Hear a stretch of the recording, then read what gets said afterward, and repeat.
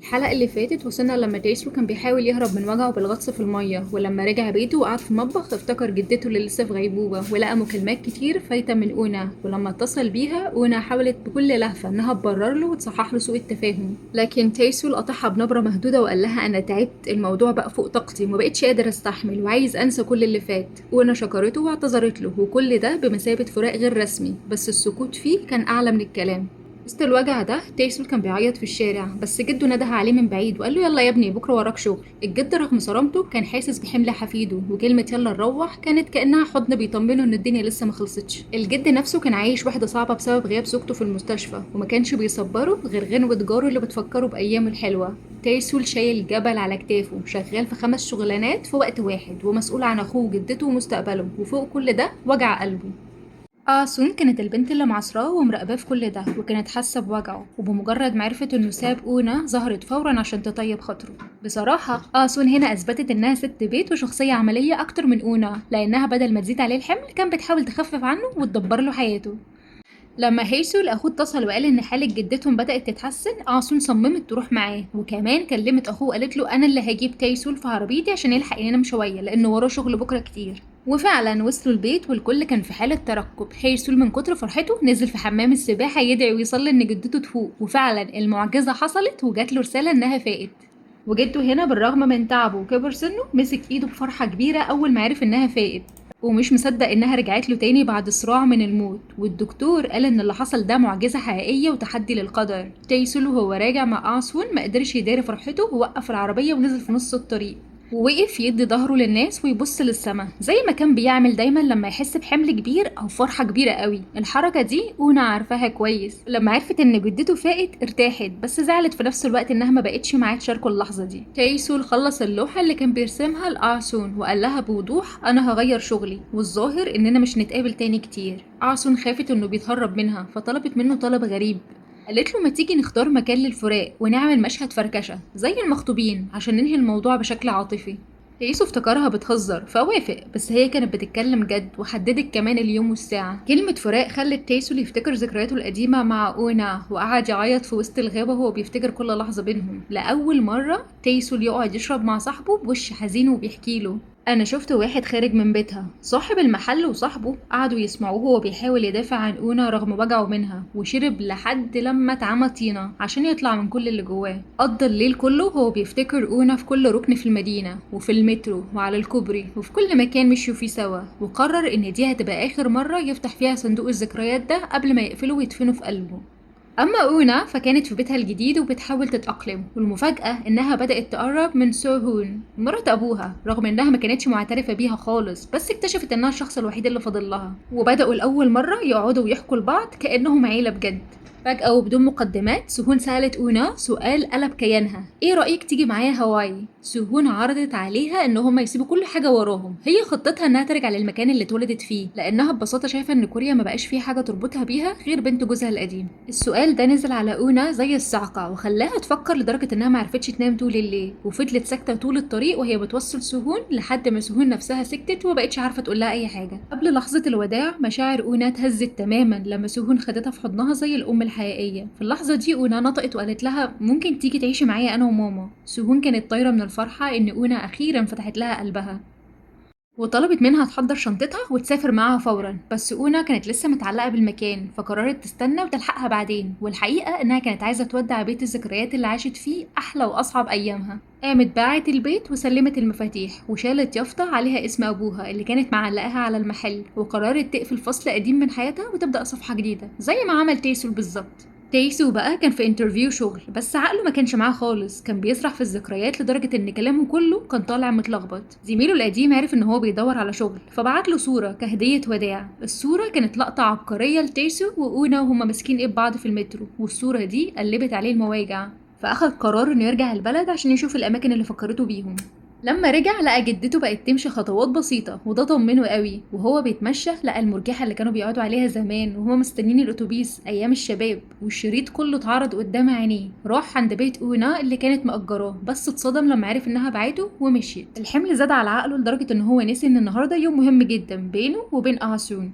تيسو لقى سون مستنية تحت البيت، وبدل ما ينهوا الموضوع بين الحب والصداقة زي ما اتفقوا ان هما يسلموا على بعض ويودعوا بعض، بدأ ان هو يفتح قلبه ويحكي لها ان هو لقى الحب وقدر يتخطى وجع الفراق، وإن هو مش هيسمح للحزن تاني إن هو يكسره. آسون وقتها كشفت سر كبير جدا، قالت له إنها كانت معاه في سنتر الدروس زمان، وإن ظهره الصغير وهو بيحارب الظروف كان محفور في ذاكرتها من وقتها، وإنها معجبة بصموده وقوته، ودي الحاجة اللي خلتها تحبه لدرجة إنها بقت فاهماه أكتر من أونا نفسها. آسون نزلت دموعها وهي شايفة تيسول بيديها ظهره، كانت فاكرة إن دي آخر مرة هيتقابلوا فيها، وقالت له أنا بحبك في اليوم اللي المفروض يفترقوا فيه. قالت كده وهي متأكدة إن هو مش هيرد عليها، بس الصدمة إنها وهي ماشية تايسو وافق على حبها. آسون ما كانتش مصدقة نفسها لدرجة إنها وقفت العربية وهي مذهولة، مش مصدقة إنها أخيرا بقت مرتبطة بالكراش بتاعها. تايسو قرر إن هو يدفن الماضي ويبدأ مع آسون، وهو بيتمشى في الشوارع اللي حفظها ظهرت قدامه أونا. تايسو اتسمر مكانه ونطق اسمها بصوت مهزوز.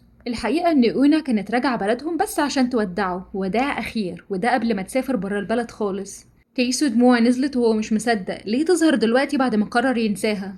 الوقفة والمواجهة دي كانت صعبة، والكلام اللي أونا حضرته سنين طار من دماغها أول ما شافته. آسون وصاحب تايسول كانوا معديين وشافوهم وهم واقفين مع بعض، بس الدنيا كانت ليل وما يعرفوش مين دي، وعشان أونا ما تعملش مشكلة مشيت بسرعة من غير ما تقول ولا كلمة وداع. وتايسو رجع للبيت وقلبه مقبوض وقعد على الأكل وسط الناس، بس وشه كان خشب، كان منكد على الكل وقت الأكل لدرجة إن هو بيبصل صاحبه وآسون لسول. آسون واجهته وقالت له اللي كانت واقفة معاك دي حبيبتك القديمة مش كده؟ تايسو سكت وده كان اعتراف منه، ولما رجع بيته الفضول كان بياكله، مسك الموبايل وكتب رسالة لأونا يطمن عليها، بس رجع مسحها تاني وقال لنفسه أنا ماليش صفة أسأل عليها، وكل ما هقرب منها هتوجع أكتر. وتاني يوم قرر يرجع بلده فجأة عشان يشوف جدته، بس في الحقيقة كان بيدور على أونا. حتى أخوه الصغير قال له أنا بكره أشوفك مكسور كده، يا ريت تتجوز وتستقر وتخلصنا. تايسو ركب أتوبيس المدينة وهو تايه وعقله مش فيه، ولحسن حظه لقى جدة أونا مستنياه وطلبت منه طلب غريب، يروح يشوف أونا ويطمنها. ومجرد ما جدتها طلبت من تايسو يروح يطمن على أونا ما كدبش خبر ووافق فورا، وكأنه كان مستني حجة. وفي الوقت ده أونا كانت بتتمشى في مكتبة الجامعة، المكان اللي شهد أيام حبهم في الشباب. الذكريات هجمت عليها وقعدت تصور في كل ركن عشان تخبي الصور دي للزمن، وما خدتش بالها ان الوقت سرقها. وتايسو فضل يدور عليها في المدرسة القديمة المهجورة، ولما فقد الأمل حصلت المعجزة وشاف خيالها ورا الشجر. وقف واستناها تقرب منه وسألها بوجع انت ايه اللي جابك؟ عرف منها انها جاية تودع المكان قبل ما تسافر هاواي مع سوهون. كلمة الوداع اللي كانت أونا خايفة منها طلعت هادية المرة دي، وكأن القدر بيقول لهم إن الناس بتتغير والقلوب كمان بتتغير. وهم راجعين بالعجل في نفس الطريق اللي حفظوه سوا زمان، الدنيا كانت حواليهم زحمة زحمة مشاعر، بس سكوتهم كان أعلى. وعند مفترق الطرق اللي كل واحد بيروح فيه لبيته وقفوا هما الاتنين، وكأن مفيش حد فيهم عايز يمشي. تايسو رجع لحياته، بس ما كانش تايسو القديم، كان على طول شارد ووشه مطفي، وبضعف إنساني مسك الموبايل واتصل بيها يدور على أي خيط يربطه بيها. أول ما رجع بيته اتصل بيها وسألها سؤال يهز الحجر، انت ارتحتي دلوقتي؟ وليه دايما انت اللي بتمشي وتسيبيني؟ سؤال كفيل يهد اللي باقي منهم، ورغم حبهم اللي لسه عايش حسوا ان هم بعيد عن بعض قوي، وكأن دي كانت آخر مكالمة بجد.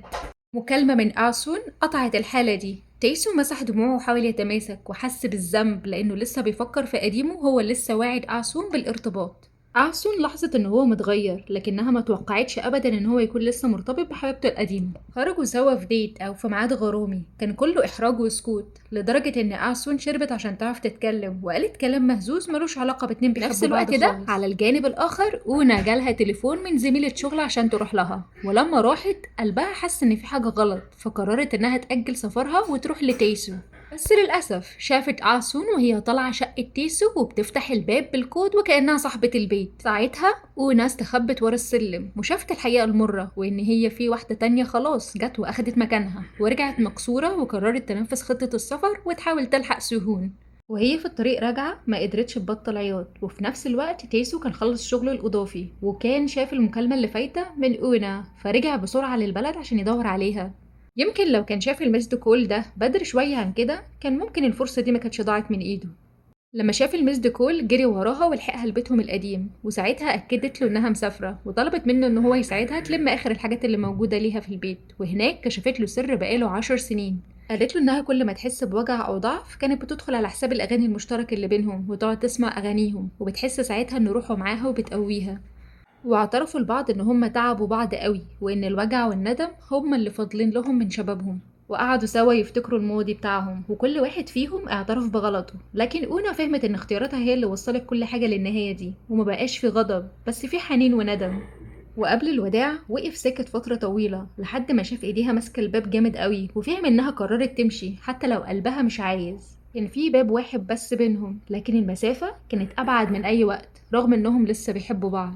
وفي نفس الوقت في البيت عاسون كانت جابت له أكل وشافت هناك صورة لتايسو وأونا كان مخبيها، وساعتها حست بنغزة في قلبها وحست إنها احتياطي في حياته. ومن غير ما تشتكي حست إنها خلاص مش عايزة تستمر في إنها تكون طرف تالت بيجري على طول وراه. كانت ناوية إنها تمشي لكن عربية جارهم كانت بتسد الطريق فاضطرت إنها ترجع عشان تنادي صاحبها يشيلها. في الوقت ده تيسو كان لسه راجع البيت وآسون جات لها مكالمة، بس مكالمة سيئة جدا. باباها جات له نوبة مرضية مفاجأة ومامتها اتصلت بيها وهي مرعوبة وقالت لها ترجع للبيت حالا. بعد الصدمة العاطفية دي وأزمة باباها الصحية آسون ما كانتش قادرة تستحمل، اكتفت إنها تعيط وترجع تجري عشان تطمن على باباها. ولحسن الحظ استقرت حالته الصحية فرجعت آسون مرة تانية لتيسو، لكن المرة دي ما كانتش زي أي مرة، كانت جاية عشان تقول كلمة الوداع بعد كل اللي حصل. قالت له لازم أسمع منك كلمة انفصال دلوقتي حالا، أنا ما بقتش قادرة استنى أكتر من كده، وبدموعها خلته يقولها. أما هو فكان هادي وطلب يمشوا سوا آخر مرة وكان عايز الوداع يكون سهل عليهم هما الاتنين. علاقتهم شبه برواز الصورة اللي بيحتاج وقت ومجهود عشان يكتمل، بس علاقتهم وقفت عند فراغ ملوش حل. وهي كمان استنت سنين عشان تمشي جنبه، ولما خلصت آخر لوحة طلبتها منه كانت دي نهاية علاقتهم. وفجأة حصلت مفاجأة كبيرة، جدته افتكرت اللي حصل زمان وقت ما هو كان رايح الجيش لوحده ومن غير ما يشوف البنت اللي كان مستنيها. اتضح ان أونا وقتها ما فكرتش لحظة وشالت التلج بإيديها عشان الإسعاف يوصل جدته. ولما عرف الحقيقة قرر يروح يودعها في المطار بنفسه زي زمان، وقال لها لو خدنا الرحلة دي يبقى عندنا وقت أطول سوا. كل حاجة كانت شبه بدايتهم سوا، بس المرة دي الصمت كان تقيل ولا واحد فيهم كان عارف يتكلم. وقال لها أنا هستناكي في المكان اللي اتفقنا عليه، ولو في مستقبل لينا أتمنى تكوني فيه. نفس الكلام ده كان قاله لها زمان لما قال لها لو في يوم فكرتي في مستقبل أكون أنا فيه أنا دايما هكون مستنيكي.